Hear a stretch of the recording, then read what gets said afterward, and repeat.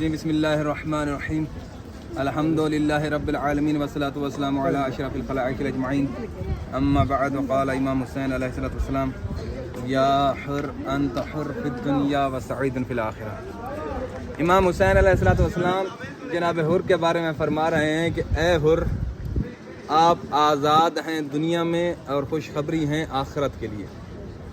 حر کون ہیں؟ جناب حر وہ ہیں جنہوں نے 2 محرم کو امام حسین کی سواری کی رکاب پکڑی تھی، اور مولا حسین نے کہا تھا کہ اے حر، تیری ماں تیرے غم میں روئے، اور جناب حر نے کہا تھا کہ اگر آپ بی بی فاطمہ الزہرا سلام اللہ علیہا کے بیٹے نہ ہوتے تو میں جواب دیتا۔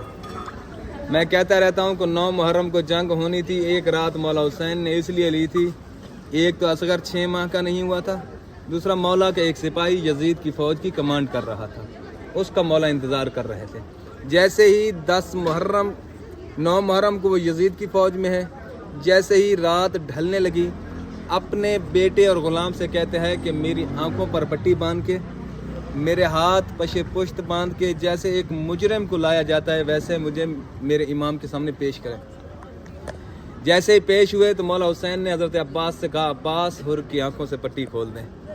حر کی آنکھوں سے پٹی کھولی، مولا نے جناب حر کو معاف کیا، اور کربلا کا سب سے پہلا شہید جو ہے وہ جناب حر کا بیٹا علی ہے۔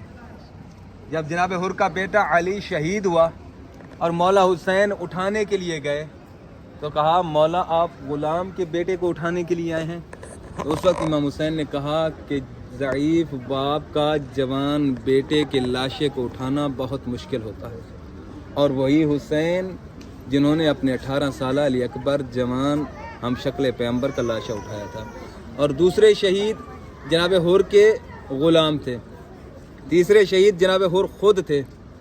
جب مولا حسین جناب حر کے پاس پہنچے نا تو ایک رومال نکال کر دیا جناب حر کو، کہا کہ یہ میری ماں فاطمہ الزہرا سلام اللہ علیہا آپ کے لیے دے گئی۔ یعنی امام حسین نے بتا دیا کہ اگر آپ اس چراغ کے، جو رسول خدا نے کہا ہے کہ حسین ہدایت کا چراغ ہے، اگر آپ مایوسیوں میں گہرے کنویں میں گرے ہوئے ہیں، اندھیروں میں گرے ہوئے ہیں، اگر ہم ہدایت کے چراغ کے پاس آ جائیں تو ہمیں روشنی مل سکتی ہے۔ اس لیے کہا جاتا ہے کہ مایوسی حرام ہے، گناہ ہے، کیونکہ اللہ کے ہادی جو ہیں وہ موجود ہیں روشنی دینے کے لیے۔ دعا ہے رب العزت سے کہ ہم کربلا سے جا رہے ہیں، ہمیں جناب حر بننے کی توفیق عطا فرمائے، ہمیں اندھیروں سے روشنی کی طرف آنے کی توفیق عطا فرمائے۔ دعا ہے رب العزت سے کہ ہمیں ایک دوسرے کے ساتھ اتحاد، محبت، بھائی چارہ، اخوت سے پیش آنے کی توفیق عطا فرمائے، ایک دوسرے کے لیے ایک دوسرے کے دلوں میں محبت پیدا کرنے کی توفیق عطا فرمائے۔